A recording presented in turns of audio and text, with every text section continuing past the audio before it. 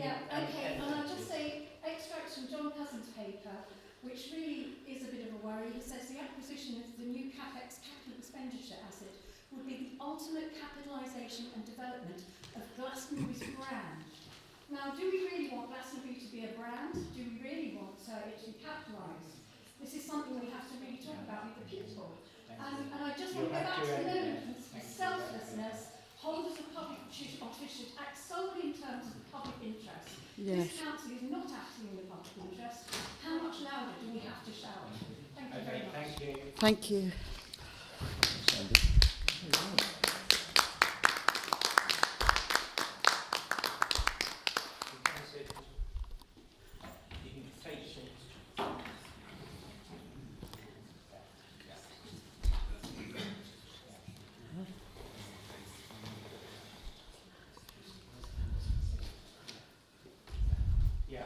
Sandra, would you be willing to send your document to the town clerk? I will do, yeah, no problem. Thank you. Thank you. Next one is Amanda Casillas. Okay, so good evening everybody. I'm talking about the WHS scoping exercise. Thank you Sandi for all of that detailed analysis there. So I first stood here a year ago and to talk about this matter, and since then the campaign to highlight the concerns about the WHS has gathered momentum. My petition against this exploration has reached almost 4,000, and there are 10,000 Protect Sacred Avalon flyers distributed by volunteers to BA6 households at quite a lot of expense and also effort by us locals, because we haven't felt heard. So last January, a working group was formed, as we know, to gather information about the WHS and a possible nomination. The public participants were cherry-picked, and the group is not representative of local opinion. Local residents can attend these meetings but not participate. How is this fair? It's been confirmed by FOI that 42,000 has already been squandered on the scoping exercise, which may or may not go forward to the next stage. The majority consider this to be no more than a vanity project in this town, which may or may not happen. The UK Government's Department for Culture, Media, Sport recommends that there is evidence of local commitment, and I do not see that here in Glastonbury.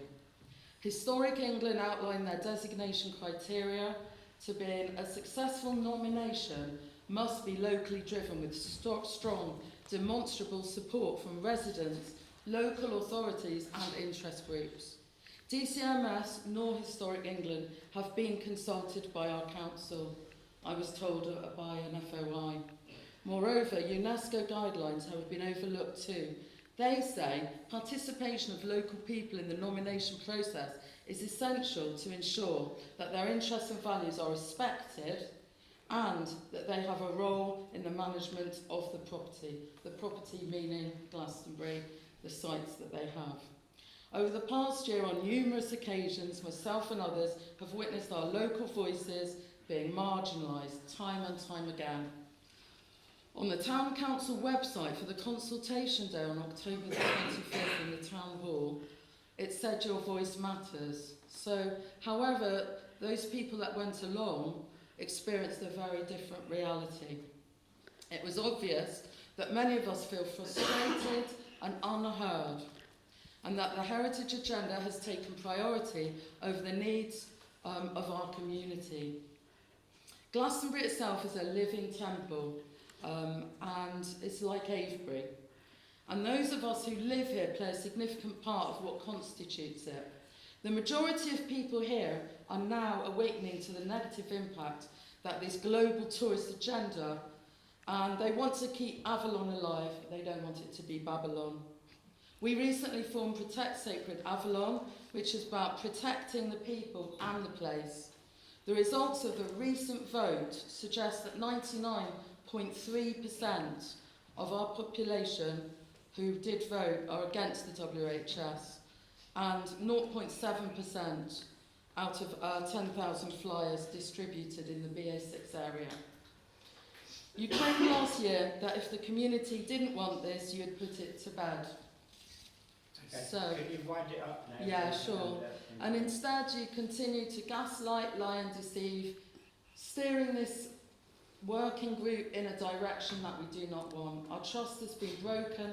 When will you start to build bridges between the town and the council instead of building walls? Thank you. Thank you.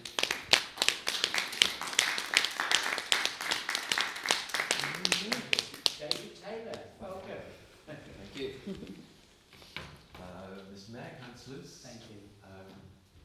My name is David Taylor and I own number 22 in the High Street, which is My Fine Deli in it.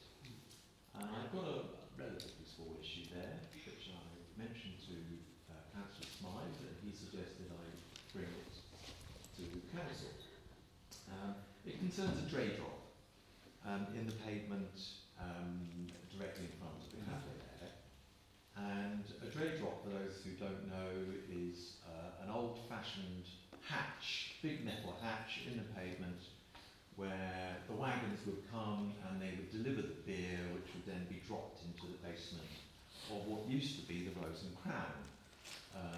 In the old days when some of you will know Glastonbury had a reputation as being a wet town, in contrast to Street being the dry town, because of the strong Quaker influence there. So I think a lot of people from Street come and drink in Glastonbury, which is one of the reasons Glastonbury has a long history of pubs.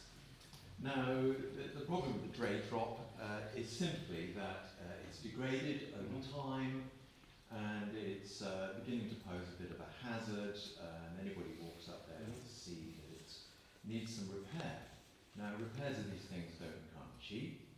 The council has asked me, as the owner of the building next door, if I will repair it. And I'm asking, basically, if the council would like to give a small contribution towards this heritage asset. It is clearly a symbol of Glastonbury's history as a wet town, and it's a nice, if you look at it, you'll see this dray drop. It is clearly a historical We came from feature. the War Memorial today, and there's like a yellow cover over it. Is that the place? That was put there by Highways. Yeah. They dropped that over there to give some protection Okay. to it. It's temporary. We've propped it up from underneath, and I think it's stable for now, but it does need work doing on it. And we've had various metal workers look at it, and they say it's not a quick job. We're probably going to have to pull the whole thing apart and close the pavement to get it sorted. So the question was, would the council like to support this heritage asset? I'm bringing it here because I don't really want to be in the position of concreting it over and just putting pavement slabs down. Can we talk about it outside of this meeting? By all means. Yeah, thank you. Okay. No, that's what I was thinking. Yeah. Thank you all. Thank you for listening. Thanks very much. All right. Like to see it in operation. You'd like to see it in operation? Absolutely, Yeah, me too. yeah. We've got a slide on it, or is that all still there?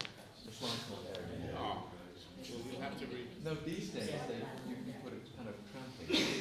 You know, they used to do it with straw, and you drop the barrel on the straw. I'll introduce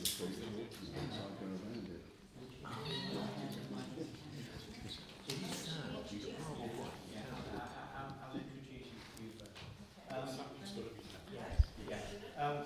Okay, we have a new town councillor, Emma King, so let's go quickly around the table.